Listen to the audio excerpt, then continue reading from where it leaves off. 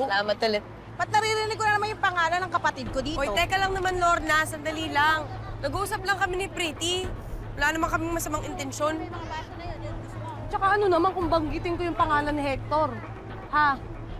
Ay, gusto mo ipagsigawan ko pa dito sa buong Quiapo kung bakit nakulong si Hector.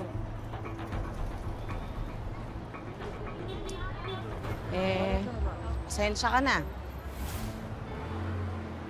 Nai-stress na rin kasi talaga ako sa nangyayari sa kapatid ko eh. Sa totoo lang, kaya ako pumunta rito para pakiusapan ka na Sara, iurong mo yung kaso sa asawa mo.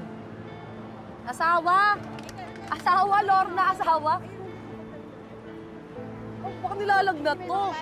Di ba ang tawag mo sa akin, asawang hilaw? Numero unong kontrabida ka ng relasyon namin eh. Kinukonsinti mo pa yung kapatid mo na mga bet, na mga bet, na mga bet. Tapos, asawa? Nakakatawa ka naman, Lorna. Naiintindihan ko, galit ka sa akin. Kaya nga ako nandito eh, para makipag-ayos. Uy, makipag-ayos. Lorna, alam mo bang wala ng pag-asa si Hector? Mabubulok na sa kulungan. Wala na. Ito naman, napakatigas mo naman eh.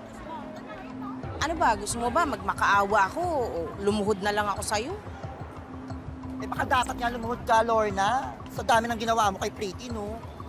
Pero paano mo naman, di ba? Pagbigyan ka. Try mo.